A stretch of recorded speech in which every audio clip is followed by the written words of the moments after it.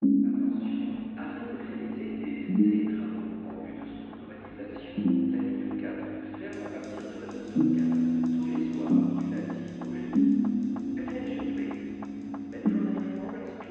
this video, I will be sharing with you how to place your markers when you need to knit the tiny bows on the Sløjfefin Sweater. And I'm also going to show you how to knit the bows. I've reached the point in the pattern where I've knit the first 6 rounds where I'm doing some increases, and I need to make the preparations for the first row with the bow pattern. The bows are knit on 5 rounds, and what I'm showing you now is the first round of that chart. For this tutorial I'm knitting a size small, so the amount of stitches I'm knitting before I do the first bow is according to the pattern description, so you should check that out for your size before you just follow along what I'm doing.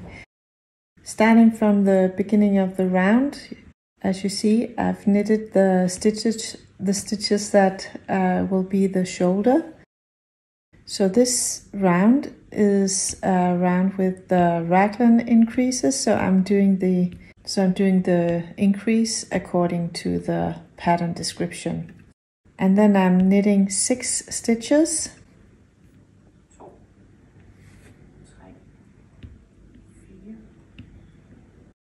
So now I'm placing a marker, and I'm choosing to place the markers with different colors so that they pair up. So here I have a plum colored marker on the one side of the bow, and on the other side of the bow in a minute I will place the other marker in the same color. And since this round is just establishing where the bows are going to be, I'm not actually knitting the bows yet, I'm just knitting 7 stitches and then placing the other marker with the same color. So just to point it out, the stitches in between those plum colored markers are going to be where you will be knitting one bow. From here I will knit another 7 stitches. After knitting those 7 stitches, I will place another marker. I will this time choose another color, so this is a more metallic purple color, and it's just to be very precise and yeah, make sure that it's very difficult to make faults further on the pattern. So in this color we're actually going to start knitting the bow, and the way you do that is to slip 7 stitches holding the yarn in front of the stitches.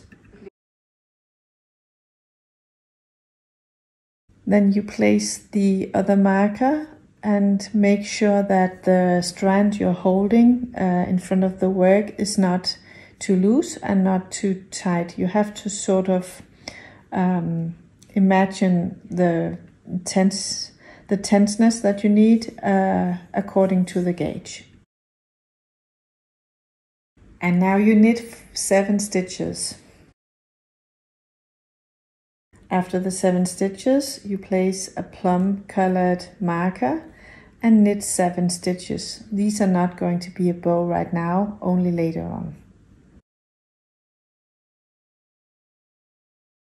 So from here you just work that way. So the plum colored are just markers to tell you that at some point there will be a bow, but not right now. And the metallic colored markers are actually bow knitting. And you do the round, do the shoulders, and the back is just knit in stockinette stitch. So the bows are only placed on the front part of your project.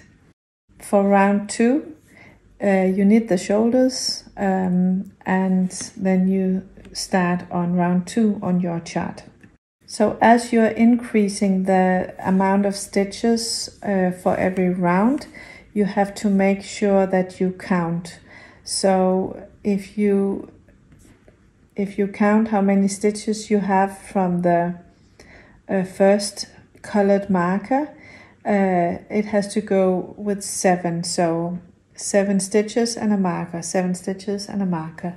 In the shown example here, there are actually 7 stitches, but as I am going to make an invisible increase in the second stitch, I will wait to actually place the marker until I've made the invisible increase. For the second round, the plum colored markers are still not going to be bows, so I'm just knitting across those stitches until I make it to a metallic marker.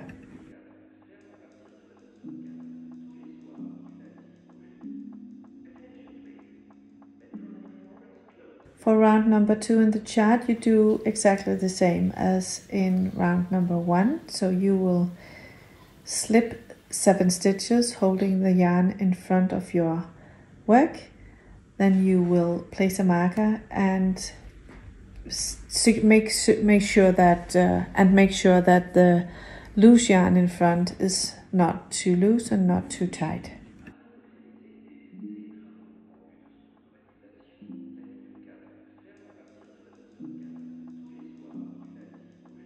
So this process with slipping 7 stitches with the yarn in front, you're going to do for a total of 4 rounds. I'm not showing it again and again, so we will cut to the 5th round that I will show you right now. So as you can see, I've knit 4 rounds doing the same process, and if you look carefully, you might be able to see that I have sort of 4 long strands hanging. So in the 5th round, you need to sort of tie up the bow. I will show you how. And for every round I've started up, I've made sure to include a new marker for every 7 stitches. So as you can see, I've placed another metallic marker close to the shoulders.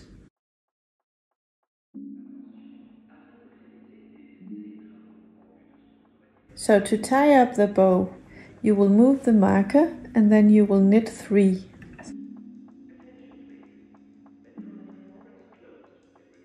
Now take your needle, your right needle, and insert it under those 4 strands. So you go up into the 4th stitch to knit it. And when you've knit the stitch, you go back under those 4 strands before you actually take the stitch off the left needle. It's okay if you tighten the stitch a little bit, just to make sure that you tie the knot neatly, and then you knit 3 stitches and move the marker. So that's how you make the bow, and as you can see, it looks very neat and tidy and very cute. It's fun to make them and not very difficult at all. Enjoy the process.